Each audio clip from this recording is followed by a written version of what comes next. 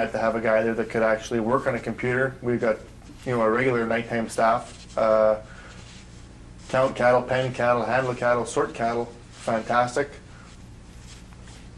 Just incapable on a computer, and had to hire a completely new person who was comfortable on a computer in order to enter the data in order to get it to work properly. The part of the problem was the integration from the software to the hardware for the scanning equipment to the ViewTrack system. And this is something I've talked with my dad about too, is what if the scanning equipment goes down? I mean, we'll do our best to scan the cattle, but on a sale day, we have to sell our cattle. And that's the long and short. There's no ifs, ands, or buts about it. And if the scanning equipment could shut down your Genesis system or your ViewTrack system, it might be better off to have two completely separate systems. Is kind of one thing that we thought, one that just handles for the scanning, and then our normal ViewTrack system for the actual market software. So I think maybe that might be an avenue to at least explore. It would take 2 or 3 weeks probably to get everybody going. The girl in the office was fairly, you had taught her basically how to run the DT500 and what was involved there. And she, being computer friendly, took it very well. But it was a little different story when we get into the yard side. 2 guys were the main ones that teach in the yard, and one was more approachable on it than the other. But and back again, just being lack of computer skills. Well, I think we should have a far better streamlined way of running the software hookup with the hardware. Some were good and some weren't that good. They've all got better as we went along. Some of the systems work for your particular yards and other systems won't work for your yards. Like everything else, technology has a way of changing, and is how do we keep up with the technology. And how many systems have you had in 5 years? 5. And so it's dramatically changed. Even read accuracy has changed dramatically. Dramatically, yes. In those systems? Yes. Wow.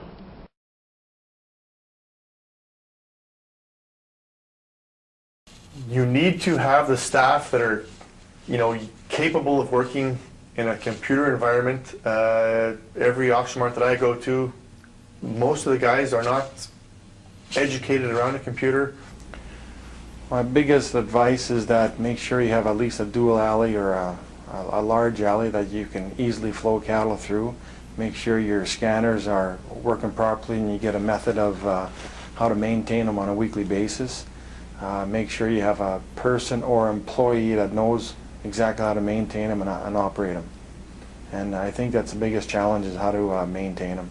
Site assessment would be the biggest thing, because as you know, we ran into electrical interference, and that was hurting our read rates. And that was the biggest thing probably. The dollars that got spent afterwards to try and correct that problem was very high, just to stop some electrical interference, to increase the read rate. So, and the other thing is positioning the chute. Another thing doesn't help the looks of our read rate. When we're receiving those cattle, since we're a tagging site, they may not all have tags when they're being received. So if we have a load of cattle, we may only have 92% of the tags to begin with, and then it's not going to catch all the 92%, so that lowers our read rate again. But on the way out, we have all the tags in them. We know there's 100% of the cattle have the tags, but we're still not getting a high enough read rate out. Well, probably number one thing, I'd say timing. You want to install it in a slow time and have, you know, maybe at this time of year, start of June or something, where you won't see the bigger sales, and you would have a few months before you get into those bigger runs of cattle. I think that would be one of the important factors. So, and there's a few new steps for the clerk to learn, and so just so everybody can get onto the training and everything, start at a slower time of year.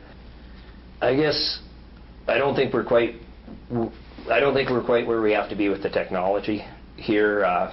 We've talked about this system being kind of a ghost system where we never notice it, and we're not at that point. It does take extra time to sell cattle. It can take, in some cases, an extra operator or a person that's working either maybe pushing the cattle through the ring at different locations. I mean, it all varies location to location, but I think maybe we're ahead of the game. I think maybe 5 years from now the technology will catch up. The scanners may read better, the tags may be a better quality, and I think we're I don't think we're quite to that ghost system here yet. I think we got quite a ways to go before it's just something that we don't even notice. This multi-phased research project has shown that the use of RFID technology for livestock traceability at auction marts, buying stations, and assembly yards is achievable with a minimal impact on the business. The project clearly identified that the location of the scanning equipment within the business process was the key to success.